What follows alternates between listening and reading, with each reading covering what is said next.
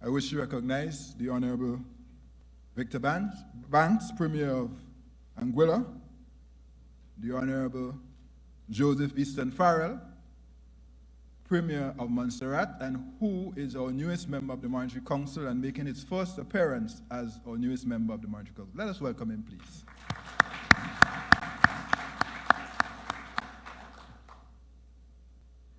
Honorable Camilo Gonzalez, Minister of Finance for St. Vincent and Grenadines, other ministers of government.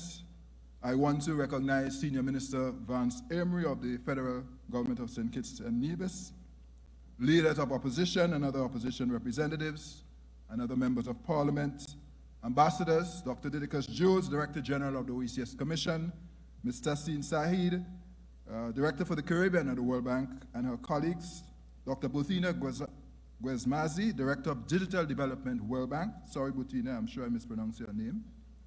Development Partners, Caribbean Development Bank, European Investment Bank, Caribbean Development Fund, ECTEL, OECS Commission, members of the ECCB Executive Committee, ECCB Management and Staff, social partners. And I want to acknowledge and recognize representatives from our labor unions, our business, our chambers, faith community, civil society, and youth. Let's give our social partners a round of applause as well. Presenters, moderators, participants, our planning committee, students, and everyone who is joining us via Facebook on the live stream of this event, I want to give you a shout out as well. Good morning and welcome to everyone. Welcome to the 4th edition of the Growth and Resilience Dialogue with Social Partners. I'm delighted to welcome all of you, each of you, to this dialogue and to the Eastern Caribbean Central Bank. Is anyone visiting for the first time? Any first-timers? Show your hand, please. First-timers? Oh, I am almost tempted to say, what took you so long? But you're here. Give them a round of applause, please. To all our citizens and residents of the ECCU, I say welcome to your bank, because we work for you and we are privileged to serve you. For centuries, Caribbean society has been subject to structural changes precipitated by external movers and developments. Ladies and gentlemen, we cannot change our history. We cannot change our geography. But we certainly collectively can change our trajectory. Our theme for the dialogue this year, Regional Transformation Through Innovation, is inspired by our empowering realization that we have the keys to unlock our growth potential and propel our social economic transformation for shared prosperity. 3 of these keys will be the subject of our panels today. The Growth and Resilience Dialogue with Social Partners is not intended to be a talk shop. Rather, it is intended to be a meeting of the minds of our social partners, from which will flow clarity, consensus, collaboration, and collective action on our regional transformation agenda. I want to be very clear about this. And one example of this action is our Caribbean Digital Transformation Program, which you will hear about later on this morning. Today, I propose to briefly discuss the ECCU's growth prospects before sharing with you some interesting findings from our research department. Before I proceed, let me acknowledge that growth by itself is an unsatisfactory matrix to measure development and well-being. So, Sister Sandra, if you're in the room,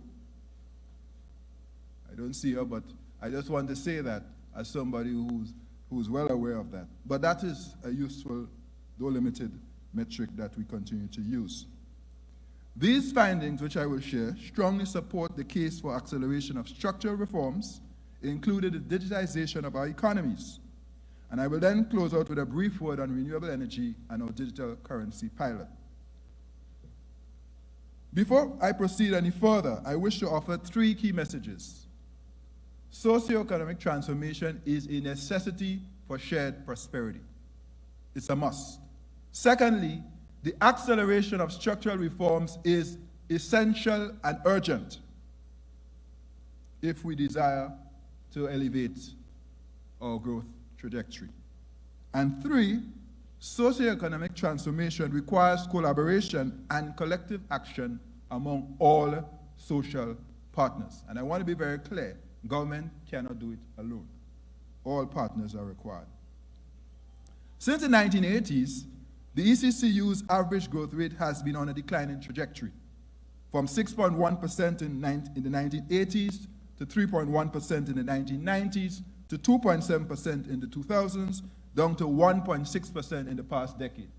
So that's what you see in terms of where we have come over the last 30 or so years. In 2019, the ECCU economy grew by 3.2% and is projected to grow by 3.3% in 2020 and 2.4% in 2021.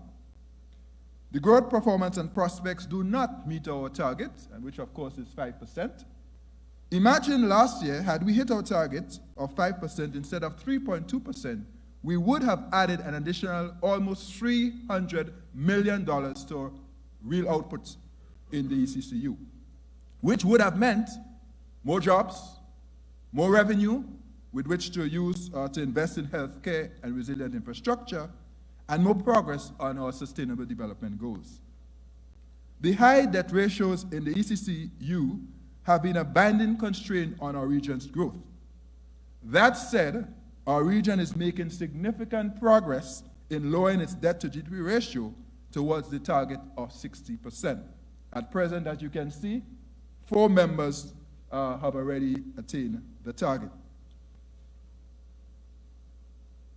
And that's notwithstanding the difficulties of the past decade, post the global financial crisis, not just in recovering, but also in respect of these storms and these extreme rainfall events, all of which have taken a toll on the fiscal accounts and on the infrastructure of our countries. So we have made significant progress in the last decade, notwithstanding these challenges. Structural reforms address the impediments to the efficient functioning of markets so that an economy can reach its full growth potential. Analytical work by our research department has identified some potentially high-yielding structural reforms for ECCU member countries. And that's what you see on the screen. These measures include human capital development, financial sector strengthening, deeper trade integration, building disaster resilience, improved business climate, and more sustainable debt levels.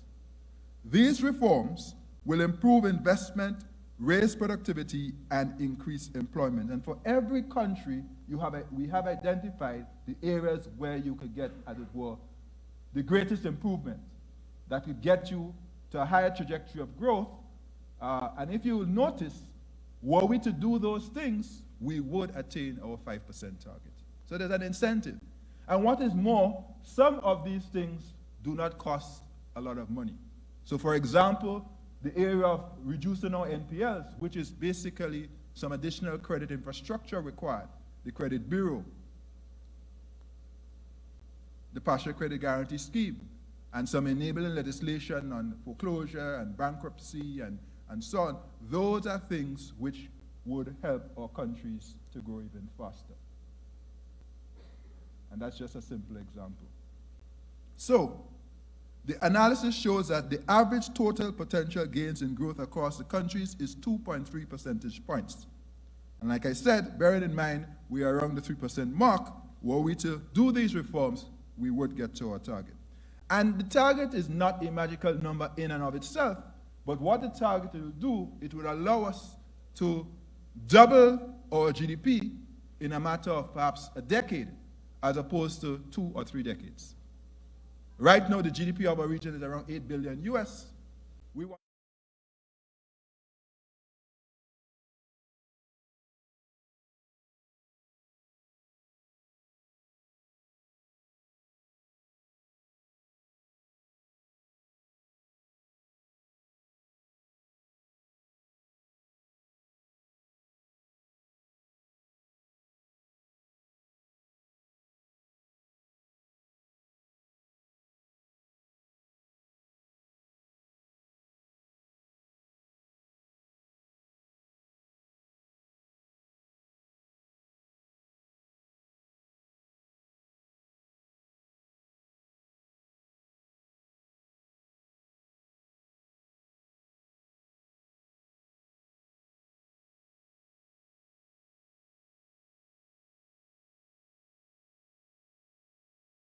access to finance includes the partial credit guarantee scheme, the credit bureau, and secured transactions. The partial credit guarantee scheme is intended to facilitate credit to unserved and underserved small businesses. The credit bureau is intended to support responsible lending and borrowing, and a secured transactions and collateral registry will help small businesses access finance by being able to establish a registry for movable capital, such as accounts receivable and equipment. And then finally, of course, you see some of the resilience building reforms, infrastructure, renewable energy, and energy efficiency, and growth and resilience fund. A word on renewable energy. The current installed capacity for renewables in the ECCU is about 8%. Indeed, our renewable energy transition remains frustratingly low and slow, especially considering its potential to lower the cost and ease of doing business. I'm especially encouraged by the recent progress of Dominica and St. Vincent and the Grenadines, but we must do more to tap into the potential of our abundant renewable energy sources, such as solar PV, geothermal, biomass, and even wind. Beyond lowering carbon emissions, other benefits include more disposable income in the pockets of citizens, including the poorest, significant savings of our foreign exchange. In 2018, for example, the ECCU spent $1.5 billion on fuel. $1.5 billion. $1.5 billion. Imagine what that could do in other areas of the economy if we were able to reduce our spend on fuel. It would help with improved fiscal space, and it will enhance our energy security, among others. And therefore, today I call for a tripling of renewables in our energy mix over the next 10 years. A tripling of renewables in our energy mix over the next 10 years. It is ambitious, but it is possible. And you will hear later on what Dominica is planning to do, and you may even hear what St. Vincent and the Grenadines is planning to do as a country, and others that are also minded. Now, there are some challenges. Some of our countries have had legal and regulatory roadblocks, hurdles, difficulties, which have slowed the progress. But it is now time for us to move this forward. And we have estimated that we can potentially save $30 million per year, plus less capital costs if we were able to redeploy our resources accordingly. Here at the ECCB, we have embarked on a greening of the campus initiative, geared to achieve carbon neutrality or net zero emissions by 2022. The first phase, a solar canopy, which you pass as you enter the campus over the car park, is completed, and of course the second phase is on the way. Already, and I want to declare that this dialogue, this building in which we are sat, is powered by solar energy, and this dialogue today is powered by solar energy.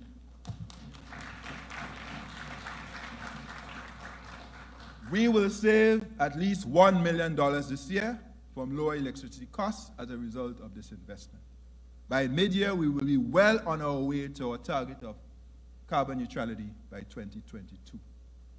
At a small central bank, on a 7-acre campus, we are taking responsibility for what we can control. And we are making that investment. Yes, it is a small one, but it's an important one. Demonstration effect, moral authority, to continue to call out large emitters to do better and do more to reduce carbon emission and to save our planet, because there is a climate crisis. We have to have our voices heard. But we must not simply say because we are low emitters, we will do nothing. We want to win the moral argument, so we have to continue to press on with our renewables energy transition. A digital currency, before I conclude. The issue of financial exclusion in ECCU is real, having regard for the relatively high cost of banking services, significant financial frictions, the debanking of small depositors, and the barriers to opening new bank accounts. A modernizing of our payment system, including the innovation of the digital currency, is our proposal to address some of these issues.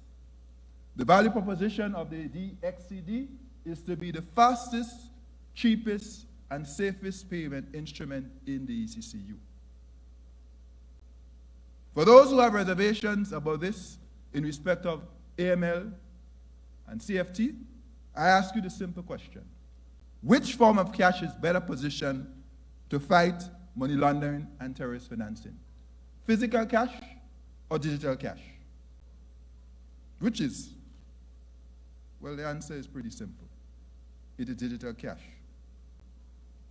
Physical cash, full anonymity. Digital cash, managed anonymity. And let's be very clear about this and not be sidetracked by some of the noise that we may hear. Of course, there are risks which we have to take care of, and we are very mindful of those. Cyber, consumer protection, privacy, and so on. For the proponents of a free market and consumer choice, we say let the competition reign in our payment space and let the customer choose based on cost and convenience. So this is what the future looks like in the ECCU. Over the next 5 years, this is what we would love to see happen in respect of how we will make our payments and how we will use less physical cash. In conclusion, in fact, before I conclude, I wish to thank the Planning Committee for this dialogue. Could the members of the Planning Committee please stand? Planning Committee, where are you? Don't tell me you're working so hard you can't be found. Where are the members? So, the Chairman, Imran Williams, Peter Abraham. Where are the other members? I don't have my list in front of me, but they're all at the back working hard. These are young people who will be given responsibility. Any improvements in the dialogue this year, including any innovations, give them the credit. And any problems, I take full responsibility. But here at the ECCB, we are going to invest in our youth. We're going to give them responsibility. I've given them creative license. Let them express themselves. Over 60% of the ECCU population are youth. Therefore, if we're going to make any progress on transformation, the youth voices have to be heard, their ideas have to be taken on board, and they have to be allowed to help lead this process. So I'm proud of our guys, proud of all of you, team, ECCB, and you know, you'll continue to get responsibility. I always tell them I have high expectations for them and of them, and you'll continue to get those opportunities. Beyond the Planning Committee, I want to recognize all the members of ECCB, Corporate Relations, Research Department, SSMD, Support Services, all of the department. This has really been teamwork, and I thank all of you. Let's put our hands together for them, please. So in conclusion, ladies and gentlemen, the task of transforming our region is formidable. Governments alone cannot deliver this enterprise of socioeconomic transformation. We need the ideas, energies, and talents of all social partners in this collective effort. And so we have an exciting panel day ahead of us, 3 panels, and I want to encourage you to fully participate. Let us join hands on this journey of transformation. Thank you very much. Welcome all.